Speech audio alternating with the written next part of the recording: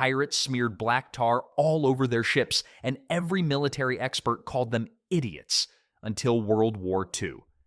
Suddenly, the world's most advanced navies started copying these primitive criminals. What did bloodthirsty pirates understand about this sticky substance that took modern science centuries to figure out? When most people think of pirate treasure, they picture gold doubloons and glittering jewels. But here's what Hollywood got wrong. Pirates valued something else just as much, and it came from trees. Tar, that sticky black substance we mostly ignore today, was literally called the black gold of the sea by seafaring rogues. And honestly, they weren't being dramatic. Every pirate worth his salt knew that without tar, you weren't just risking a bad voyage. You were signing your own death warrant. No self-respecting pirate captain would dare set sail without barrels upon barrels of this gooey wonder. It was like trying to drive cross-country without gas, except way more dangerous and significantly smellier. The stuff came from pine trees, cooked down through a process that would make your grandmother's jam making look like child's play. Pine resin got heated slowly, releasing this thick, dark substance that pirates treated better than their own mothers. Well, maybe not better than their mothers, but you get the idea. Walk onto any pirate ship in the 1600s, and the first thing that would hit you wasn't the unwashed sailors or rotting food. It was that distinctive tar smell. Sharp, woody, and oddly comforting once you got used to it. That scent meant protection. It meant survival. But here's where it gets interesting. Sweden was absolutely crushing the tar game back then. They were pumping out over 13 million gallons annually, making them the petroleum giants of their era.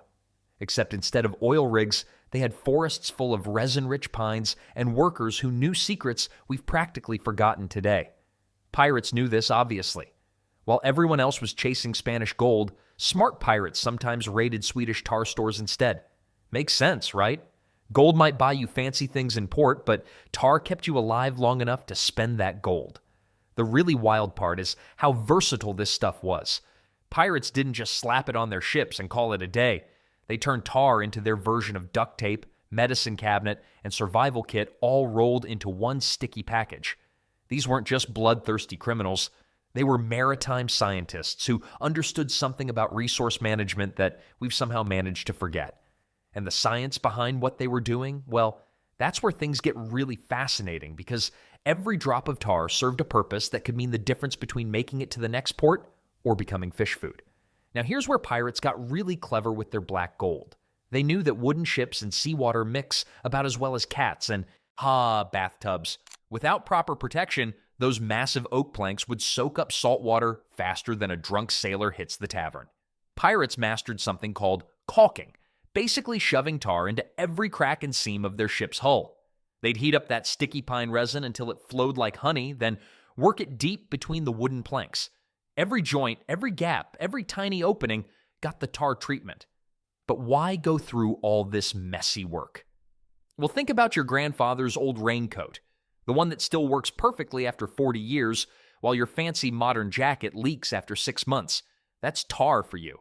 It created a waterproof barrier so effective that some pirate ships stayed seaworthy for decades. The process wasn't exactly pleasant. Sailors would spend hours bent over hot tar pots, filling seams while trying not to get permanently stuck to the deck.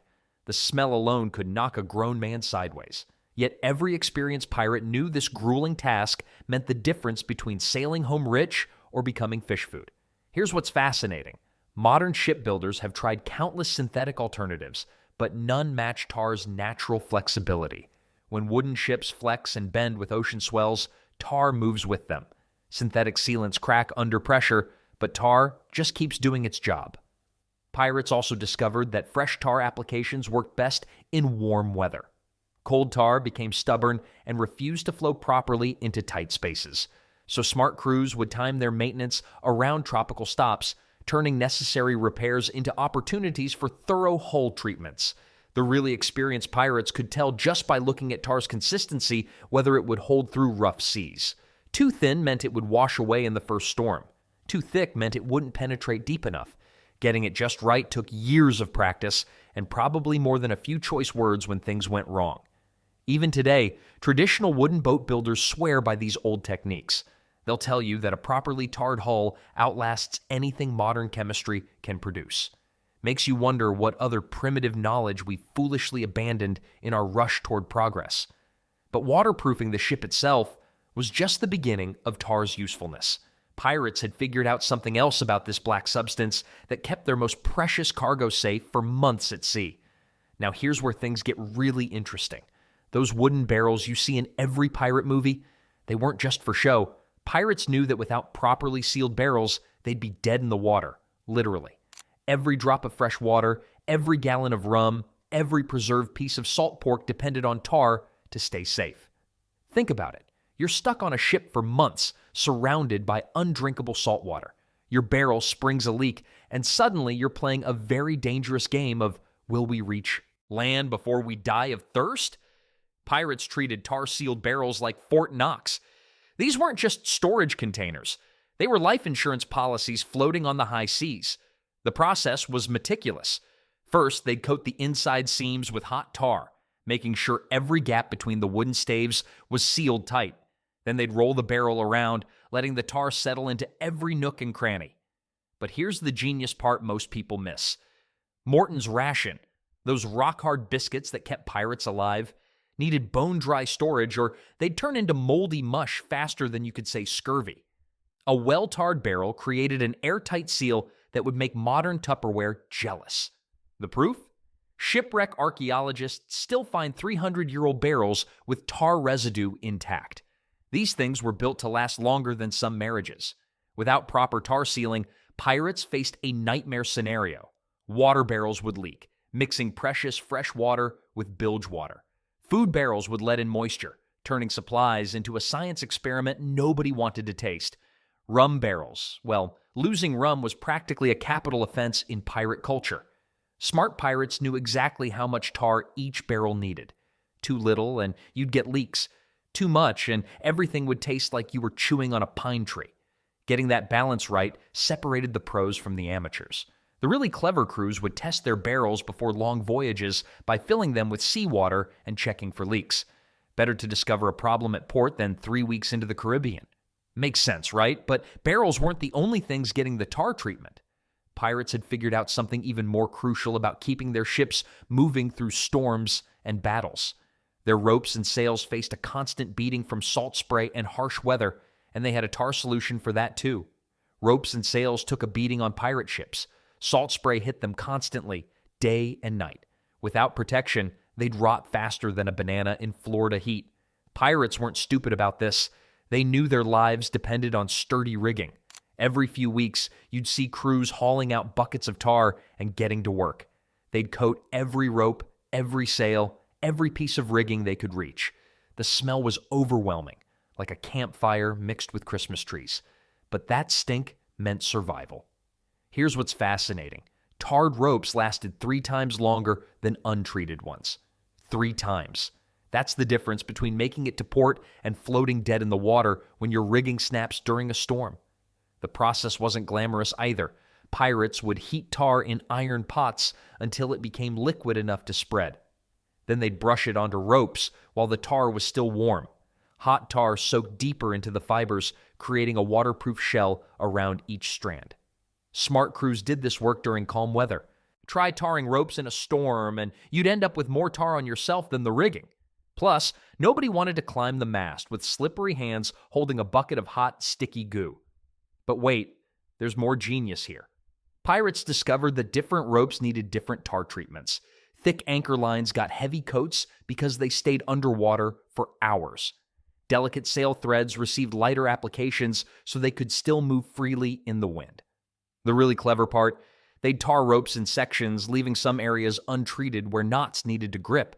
A completely tarred rope was useless if you couldn't tie it properly. These guys thought of everything. Even captured merchant sailors admitted pirate ships often had better maintained rigging than their own vessels. Why? Because pirates' lives are literally hung by those ropes.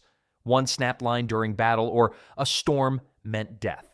Modern sailors who work with traditional wooden boats still use these exact same techniques. They'll tell you nothing beats pine tar for rope preservation. Nothing. All our fancy synthetic coatings can't match what pirates figured out centuries ago through pure necessity. The smell of tarred rope became so associated with seafaring that old sailors could identify different ships just by their scent. Each crew had their own tar mixture, their own technique. Speaking of techniques, pirates had another brilliant use for tar that most people never think about. The ocean doesn't play favorites. It'll eat through wood faster than a termite convention, and when it comes to metal, well, let's just say saltwater makes rust look like an Olympic sport. Pirates figured this out the hard way. Their ships weren't exactly sitting in climate-controlled garages between adventures.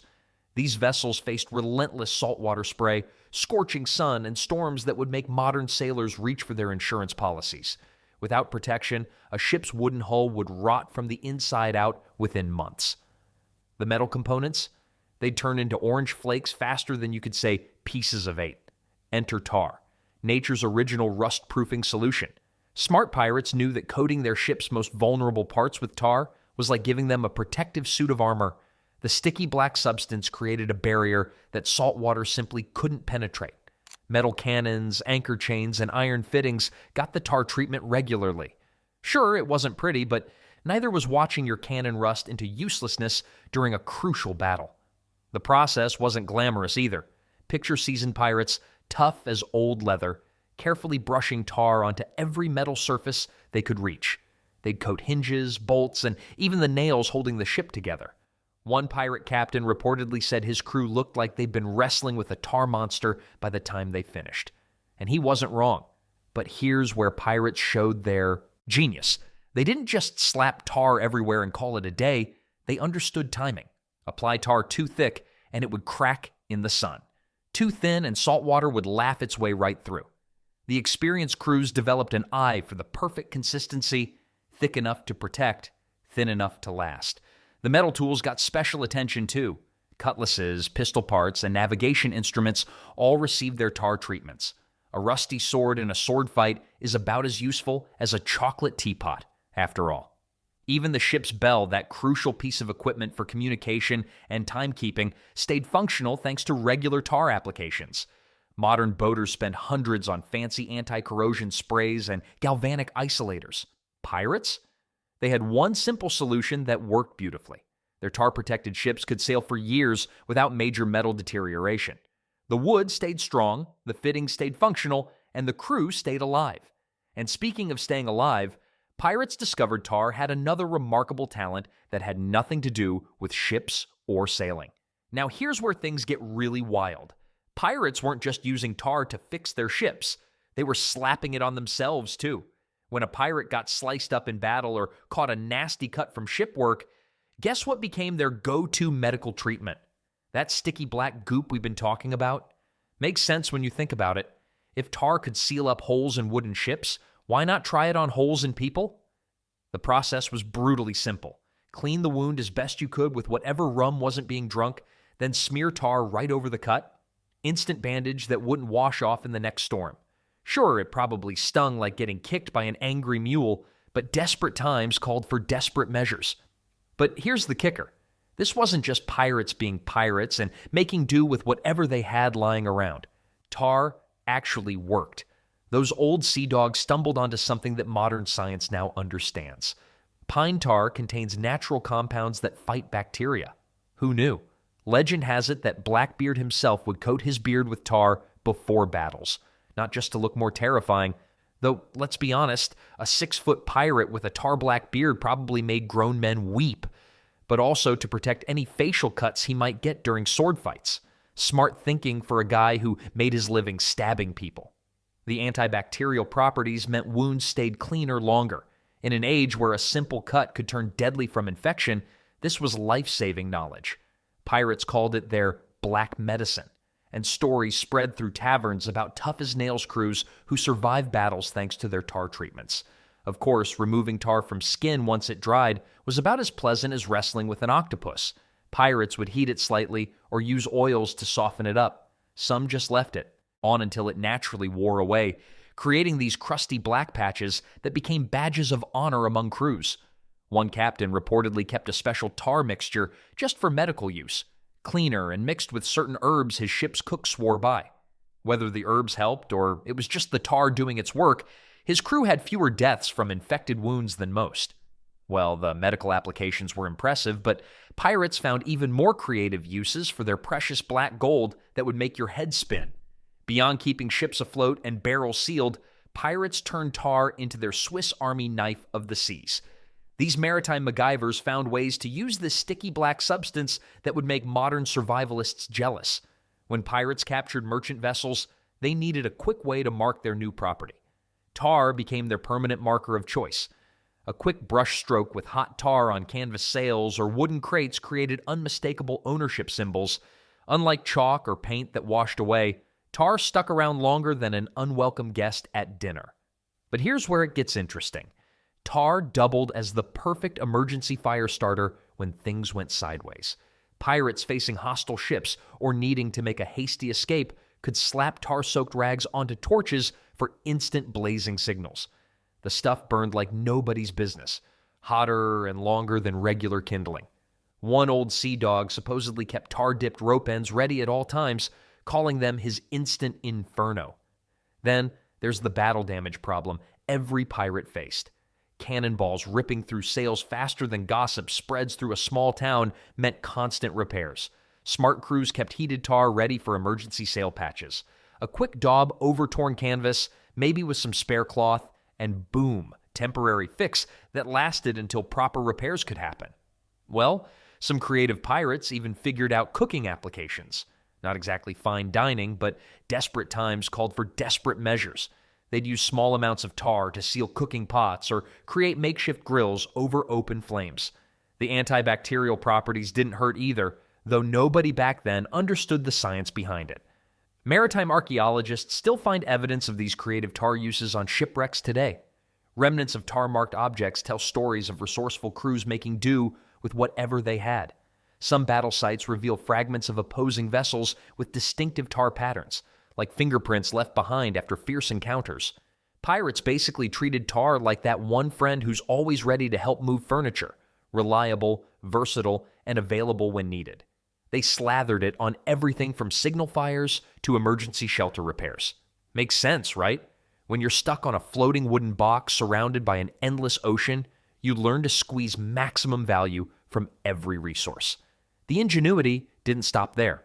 Though what really separated successful pirates from the rest wasn't just their creative tar applications, it was understanding something about tar production that most people today have completely forgotten. Modern society treats tar like that old flip phone gathering dust in your junk drawer. We know it exists, but we've completely forgotten why our ancestors valued it so much. Pirates understood something about tar production that would make today's chemists nod with respect. The process started with resin-rich pine trees, specifically targeting the stumps and roots where the good stuff concentrated. Well, turns out pirates weren't just lucky, they were following solid chemistry. Those stumps contained the highest concentration of pine resin, which transforms into the most durable tar when heated properly. But here's where it gets interesting. The slow-burning process pirates used wasn't just tradition. It was precise temperature control without thermometers. Too hot and you'd burn off the valuable compounds.